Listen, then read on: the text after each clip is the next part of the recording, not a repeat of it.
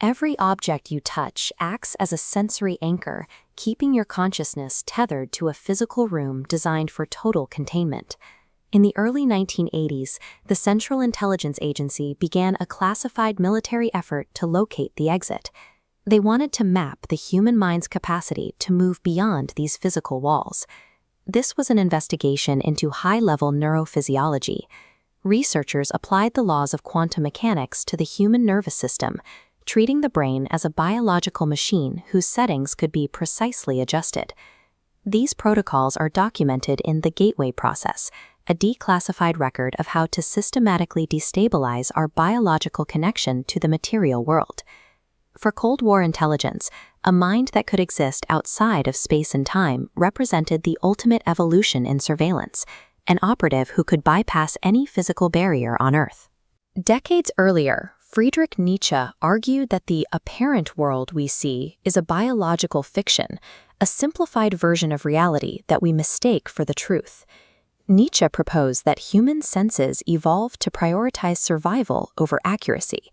We see a solid world because a solid world is easier for a hunter-gatherer to navigate, regardless of what the universe actually looks like. While philosophers debated the nature of this illusion, the military recognized it as a technical limitation. If our eyes and ears are filtering the universe down to a manageable lie, we simply need a way to bypass those filters. The CIA treated Nietzsche's suspicion as a scientific hypothesis.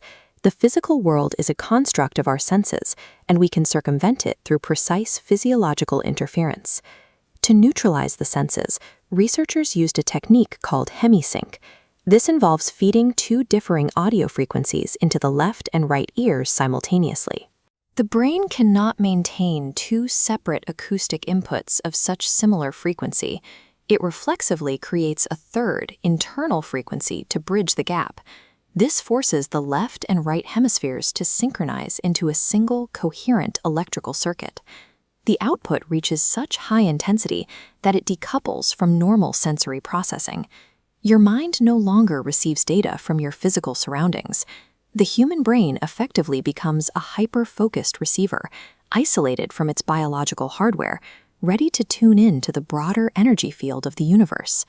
Once the senses are shut down and the receiver is isolated, the question remains, what exactly is the brain tuning into? The Gateway researchers looked to the Holographic Universe theory, a model which suggests that everything we call matter is an illusion. This theory posits the universe is actually a grid of interfering quantum frequencies. What we perceive as a solid rock is just a localized pattern. In a laboratory hologram, a three-dimensional image appears when a focused light source passes through an interference pattern. The Gateway report suggests that a synchronized human brain functions like that light source.